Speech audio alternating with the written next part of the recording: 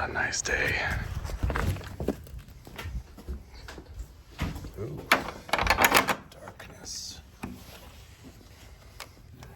There you are, Freya.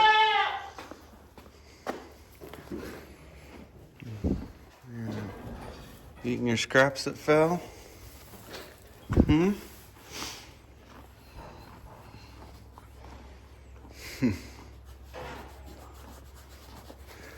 Now that the hangover's over, we've got a story to tell, don't we?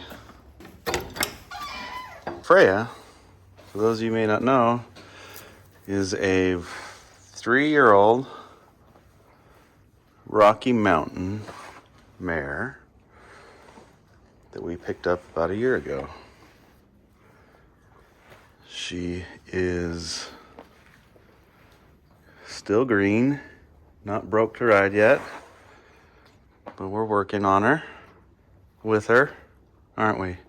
She got to experience a little bit of freedom outside of this place. Unintended. She went for a little bit of a walkabout. Didn't you, girl?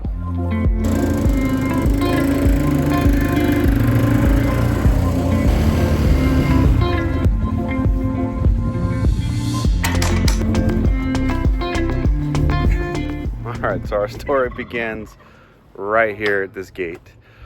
This is a small little, I don't know what you want to call it, pasture, paddock. And we've got a gate down at that end and a gate down at this end.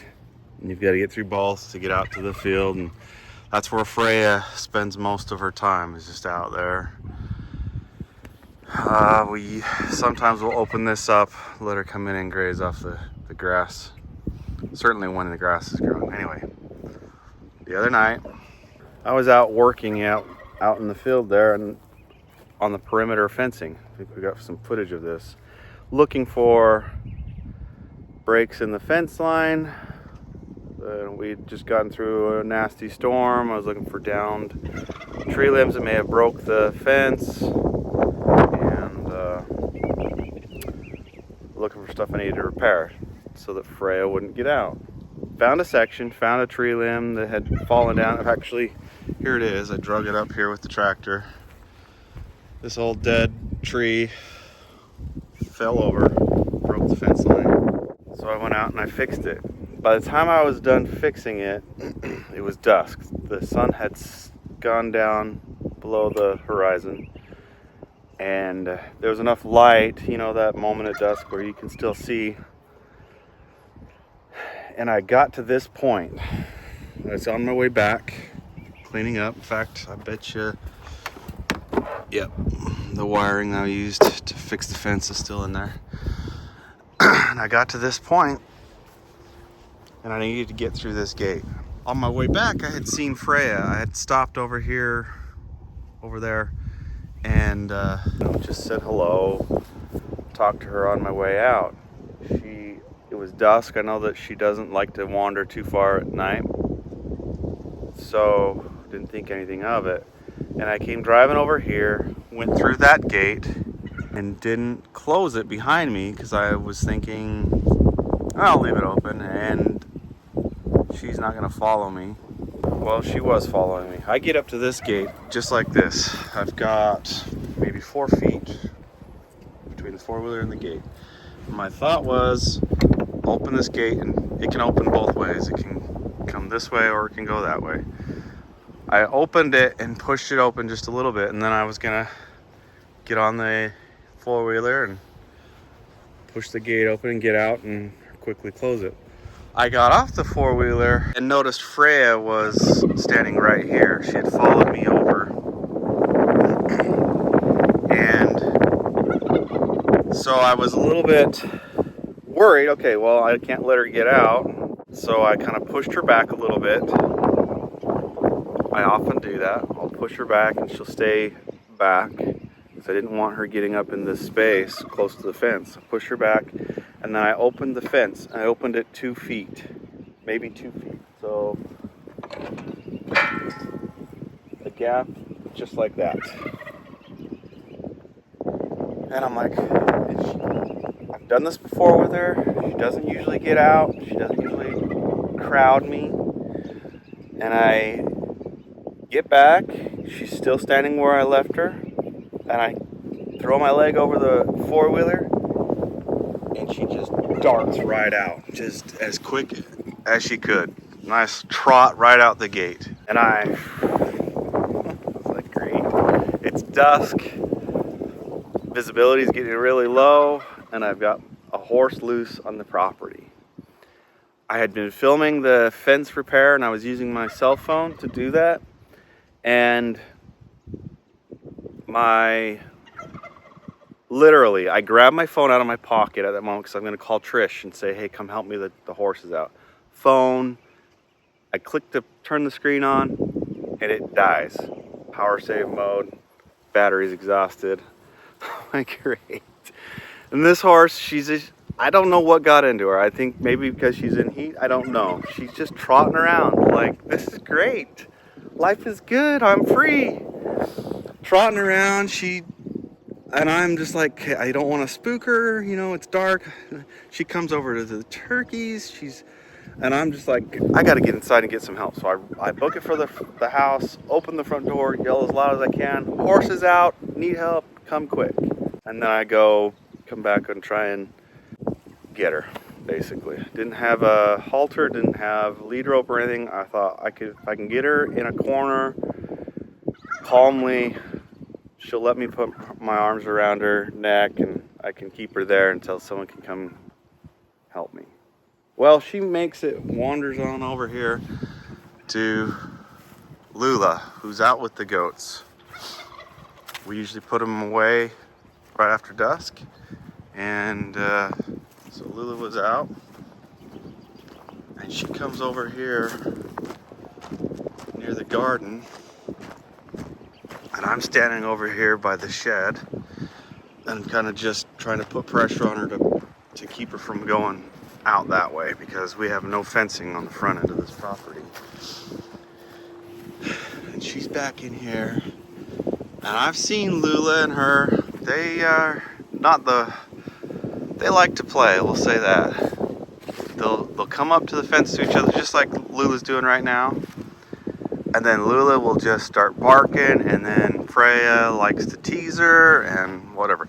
That happens. Lula just starts barking.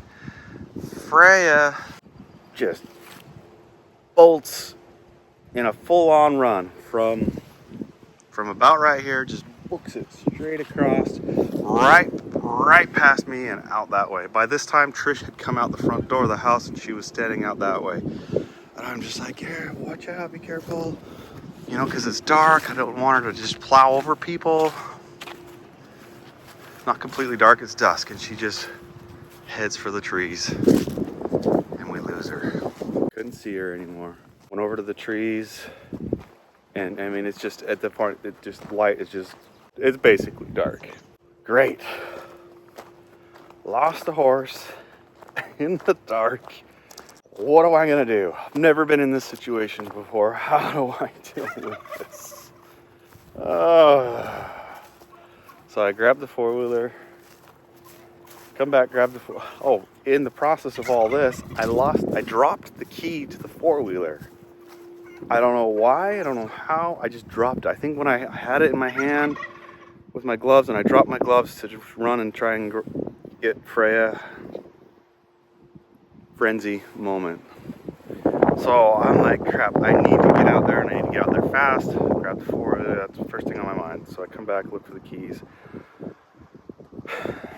Luckily it didn't take long. I found them just on the ground right by it. Freaked me right out. What a panicking moment. It gets worse. We can't find her. I go up and down the road on the four-wheeler, flashlights.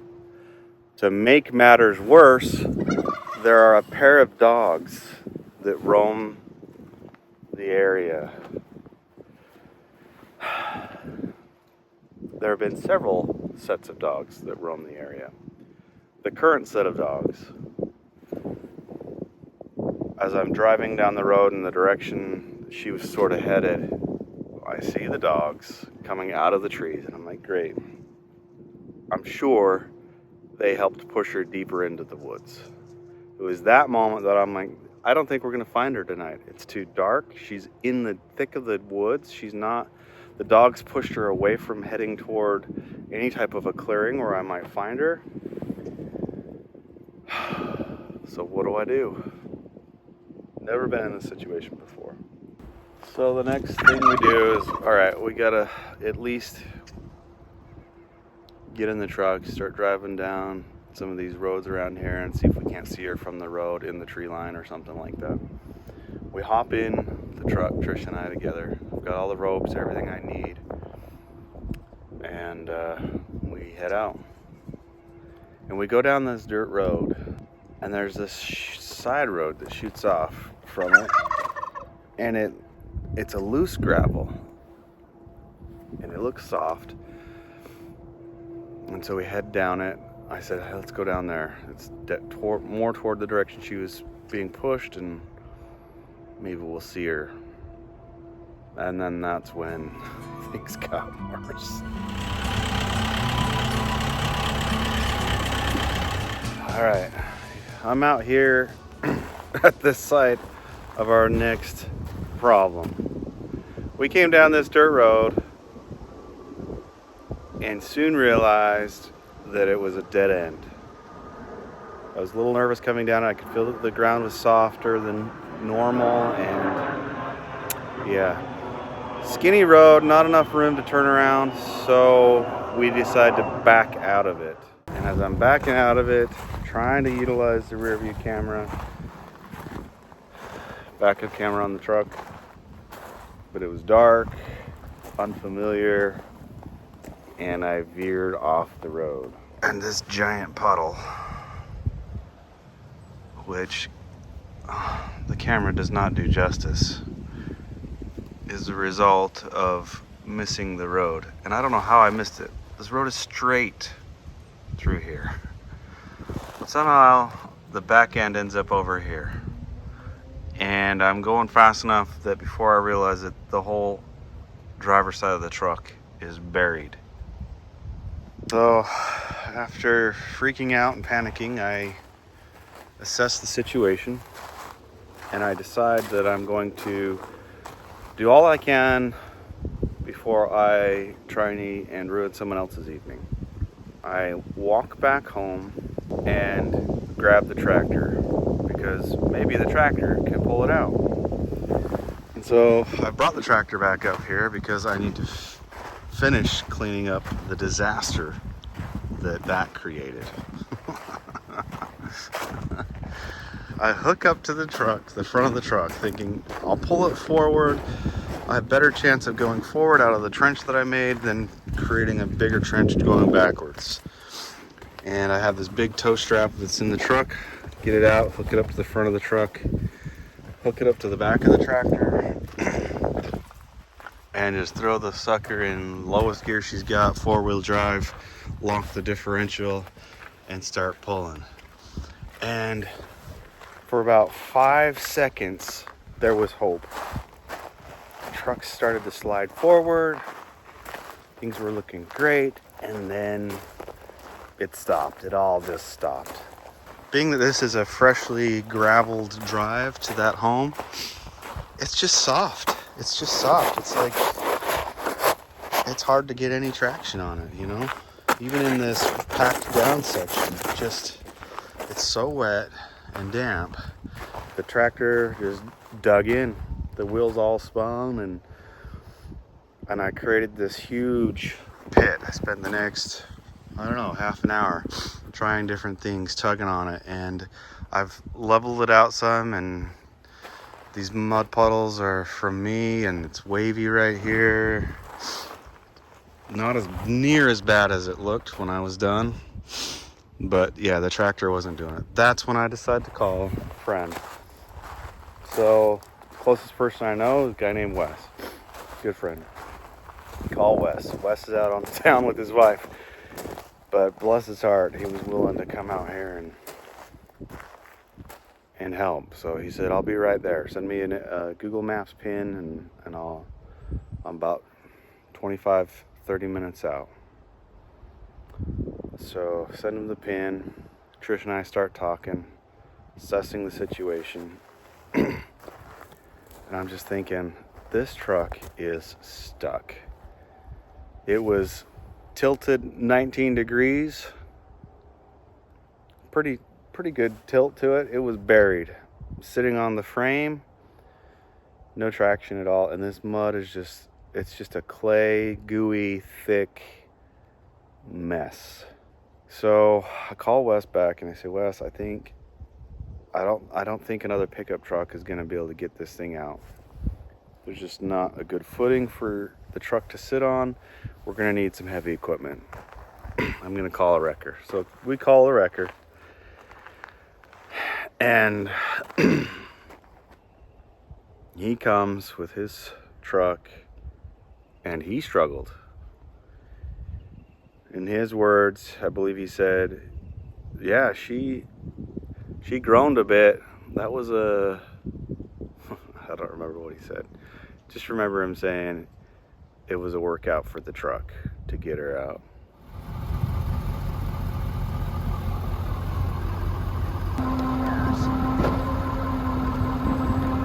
This is scary.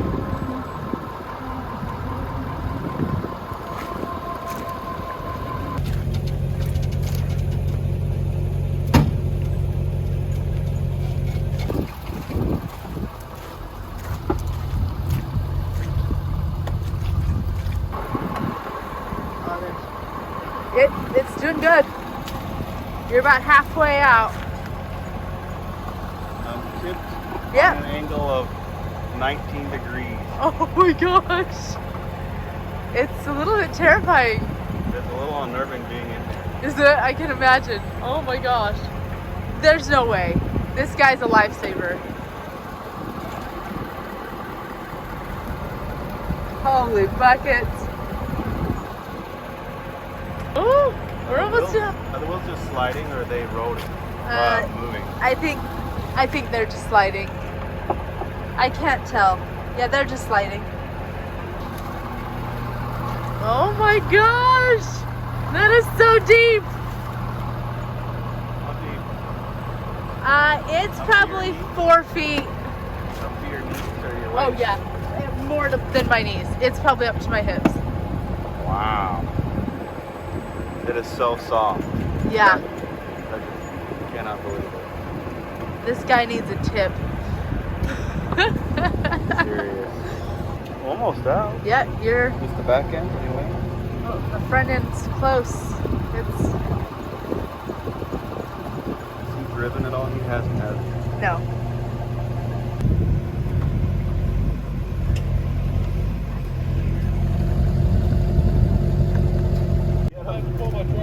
Okay. He's gonna pull his truck forward down the road. Okay. He was lifting the wheels right off the ground in the back. Sure it was. Can't tell, but Oh, I can see. glad I kept my muck boots on. No kidding. You will not believe the trench. I can't see it yet.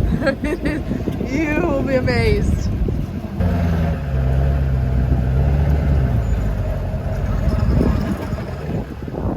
It's like 8 o'clock at night. This guy's amazing. I've got a little bit of cash I'll give him, but probably need a credit card, huh? Yeah. Guess what? We're almost out of gas. No way. It just came up and said you have 50 miles left to empty. Oh, that's so fantastic. Well, I guess drive down to the gas station and get all the mud off the wheels. Yeah. What's that country song? Gotta get a little mud on the tires. Yeah, I think if we'd grabbed a pickup from somebody, come along, I just think we would have been here for hours. Oh, I agree. I think we were beyond a pickup. Amazingness is my boots.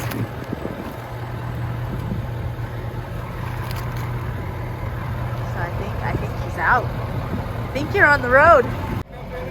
Can you back up any? Aha.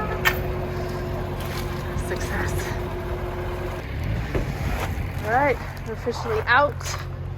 So Jonah's gonna back the truck up and get out of here. And I'm gonna follow the four-wheeler and we'll come back with the tractor. We're grateful, so grateful. Didn't find Freya. At that point, 9 o'clock at night, I'm up here. I've got the tractor, the ATV. Trish rode back on the ATV while I drove the tractor back, the truck. Yeah, so I'm gonna smooth this road out a bit where I kind of made it yucky for them. I have no idea who lives up here, no idea whose property it is, but I feel bad that I made it a mess. Yeah. We did find Freya, obviously.